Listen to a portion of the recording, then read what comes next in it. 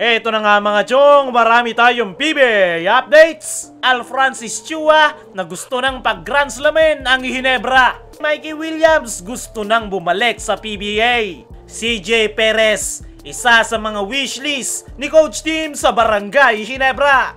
Ngayong Commissioner's Cup nga mga chong, ay kitang-kita yung problema sa koponan ni Coach Tim Cone.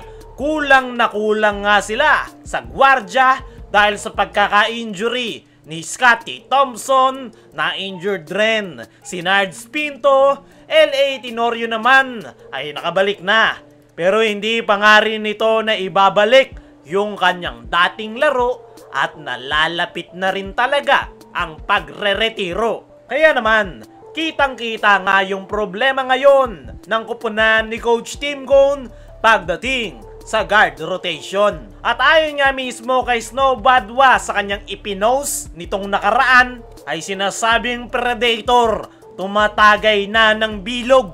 Very clear nga ang ibinigay na clue dyan ni Snow Badwa na ang Predator ay itong si CJ Perez.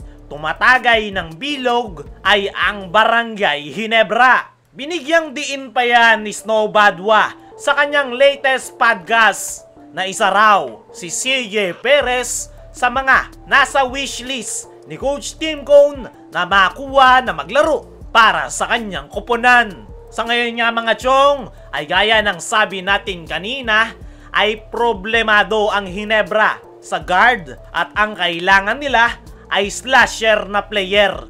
Kung kukuha man sila ng bago, ay yung may background na sa sistema ni Coach Tim Cone para mapatakbo ng maayos ang kanilang opensa.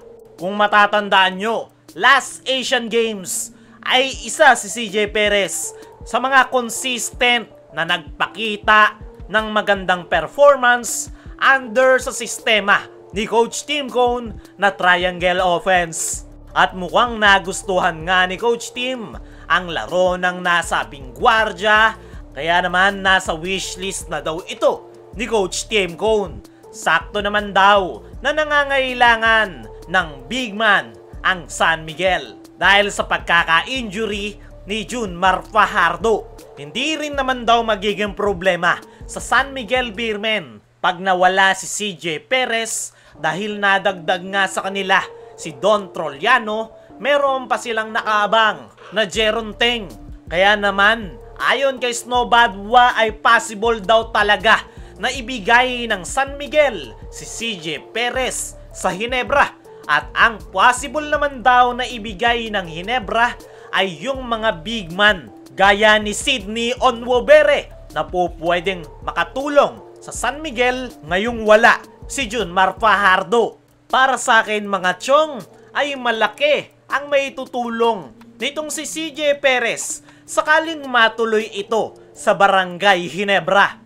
Fit na fit nga rin siya sa triangle offense ni Coach Tim Cone. Nakita nyo naman last FIBA Asia kung ano yung mga naging performance nitong si CJ Perez. At kung future lang naman ang pag-uusapan, ay dapat talagang kuhanin ng Ginebra itong si CJ Perez dahil gaya ng sabi natin kanina ay nalalapit na rin ang pagre-retiro nitong si L.A. Tenorio. Nagkakaedad na rin si Stanley Pringle at palagi ngang injury prone si Jeremiah Gray. Sa ngayon ay ayon kay Snow Badwa ay wala pa nga daw timetable kung kailan mapupunta ng Barangay Ginebra itong si CJ Perez. Pero isa nga daw ang sigurado, nasa wishlist na daw ito ni Coach Tim Cone at mangyayari na mapupunta ng Barangay Ginebra. Dumako naman tayo sa storya kay Al Francis Chua na gusto ng pag-Grand Slamin ang Ginebra. Sa tatlong SMC teams, tanging Barangay Ginebra na nga lang ang hindi pa nakakakuha ng Grand Slam.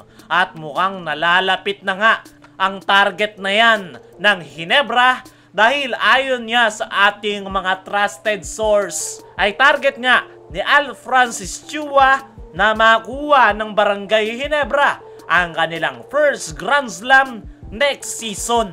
Sa ngayon nga mga chong, ay wala pang Grand Slam na po pwedeng mangyari. Dahil 2 conferences lang ngayon ang PBA. At ngayong season nga ay ang paghahanda ng Barangay Ginebra dahil pinapalakas nga nila ngayon ang kanilang kuponan. Nitong nakaraan lang ay nakuha nila si Maverick Ahamisi sa unrestricted free agency. At ang bali-balita nga ngayon ay plano pa na ilipat ni Al Francis Chua si CJ Perez sa Barangay Ginebra. At target nga nilang makumpleto ang gustong lineup ni Coach Kim Cone bago ang panibagong season. Saktong-sakto rin yan dahil sigurado nang makakapaglaro si Brownlee next season. Kung titingnan natin yung lineup ng Barangay Ginebra with Justin Brownlee ay kayang-kaya na nga nilang makapag Grand Slam. Hindi lang nila yan magagawa ngayong season dahil gaya ng sabi natin kanina ay 2 conference lang ang PBA. Daanan naman natin ng mabilis ang istorya patungkol kay Mikey Williams. Gusto nang bumalik sa PBA. Matapos ang palpak na game plan ni Mikey Williams sa paghihingi ng to the moon contract sa TNT Tropang Giga, ay kumakatok nga itong si Mikey sa pintuan ng MVP Group at gusto nang muling bumalik. Napagtanto yata nitong si Mikey Williams na wala na siyang ligang mapupuntahan dahil sa eligibility rules. Kaya naman walang no choice si Mikey Williams kundi bumalik sa TNT. Nag-post pa nga ito sa kanyang Instagram stories na may caption na 1%. Ang tanong, pagbubuksan ba siya ng pinto ng TNT? Yan ang aantabayanan natin.